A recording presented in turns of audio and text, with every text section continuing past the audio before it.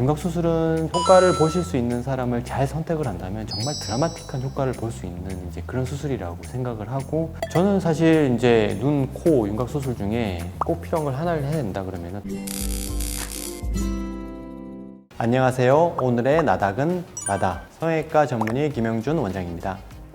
원장님은 윤곽 수술을 집도 말고 수술을 받으신 적이 있으신가요? 저는 이제 윤곽 수술은 받지 않았고요. 어릴 때 이제 광대가 조금 돌출되어 있어서 광대 수술을 받으면 괜찮지 않을까라고 생각해 본 적은 있습니다. 그러면은 역시 소문이 맞았네요. 무슨 소문인가요?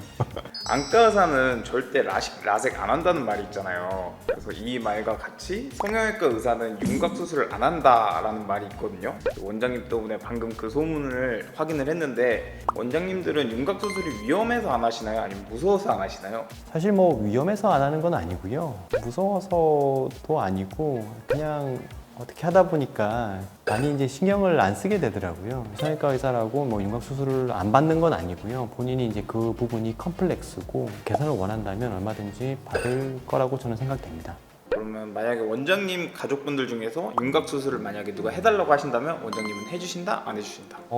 저희 가족들이 해달라고 하면은 당연히 이제 그 부분 때문에 애들이 이제 스트레스를 많이 받고 사회생활이 힘들 정도, 뭐 그 정도 되고, 그리고 했을 때 효과가 확실하다고 하면은 얼마든지 시켜줄 의향이 있습니다. 네.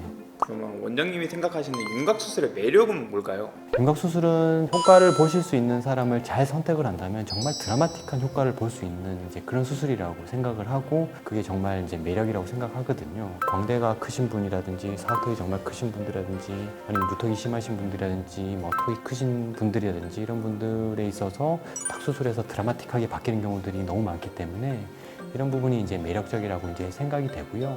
그리고 이제 좀 장기적으로 봤을 때는 우리가 뭐 코 성형이라든지 뭐 가슴 성형이라든지 이렇게 이제 보형물이 들어가는 수술들은 이게 나중이라도 추후에 한참 뒤라도 이제 보형물로 인해서 문제가 생길 가능성들이 있거든요. 그런데 사실 윤곽 수술은 나이가 들어서도 핀이 있더라도 핀에 대해서 부작용이 생기는 경우는 거의 없거든요. 그렇기 때문에 장기적으로 봤을 때도 큰 문제가 없는 이제 수술이라고 할 수도 있고. 만약에 원장님이 수술 받는 입장이라고 생각을 했을 때 눈 수술, 코 수술, 윤곽 수술 딱 하나만 할 수 있다면 원장님은 어떤 걸 받고 싶어요? 저는 사실 눈 수술을 받았거든요. 약간 처짐이 있어서 찝었는데, 저는 사실 이제 눈, 코, 윤곽 수술 중에 꼭 필요한 걸 하나를 해야 된다 그러면 당연히 눈 수술이라고 얘기를 드리고 싶어요. 눈은 약간 기능적인 부분도 있거든요. 쌍꺼풀이 없어서 눈을 크게 예쁘게 하는 것도 이제 목적이 될 수 있지만, 눈꺼풀이 이제 눈앞을 덮으면은 우리가 이제 답답하기 때문에 이제 이마를 써서 이제 눈을 뜰 수밖에 없거든요. 이제 그런 기능적인 부분이 있기 때문에 저는 일단은 우선순위를 두자고 하면은 눈을 제일 먼저 해야 된다고 생각을 합니다.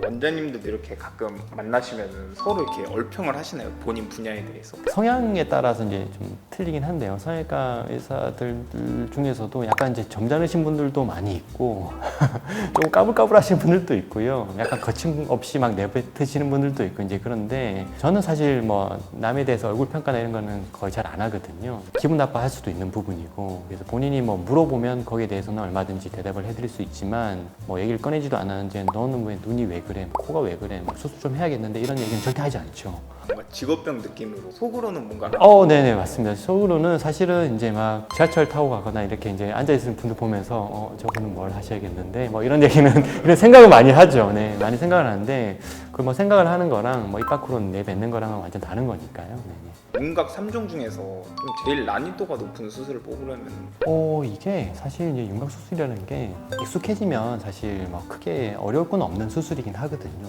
그런데 이제 처음에 좀 접근하기 힘든 부분은 사실은 이제 사각턱 수술이에요. 사각턱 수술이 시야가 잘 안 보이거든요. 이게 뭐 다른 수술들이야 다들 직접 보면서 이제 하거나 뭐 내싱을 넣어서 이제 하거나 잘 보이면서 이제 하는 수술들이 대부분인데, 사각턱 수술은 입안을 절개를 해서 이 부분에서 이 부분의 뼈를 잘라야 되는 거거든요. 시야가 잘 안 보여요. 시야가 잘 안 보이니까 뭐 고를 넣어서 확인을 하면서 이제 하게 되는데, 그것도 이제 처음만 그렇지 시간이 지나면 익숙해져서 얼마든지 다 컨트롤할 수 있는 부분이라서 그렇게 어렵진 않습니다. 나중에 익숙해지면. 성형외과 의사가 뭐 윤곽 수술 안 받는단 말은 사실은 아니고요. 이게 뭐 윤곽이 예쁘고 뭐 안 예쁘고를 떠나서 본인이 이제 지금 상태에 만족한다면은 굳이 할 필요는 없는 수술이죠. 하지만 이제 윤곽에 대한 스트레스가 있다고 하신다면 뭐 이상한 소문은 이제 믿지 마시고 상담을 받으러 오셔서 정확한 답을 얻으시면 될 것 같습니다. 오늘의 나닥 성형외과 전문의 김영준 원장이었습니다.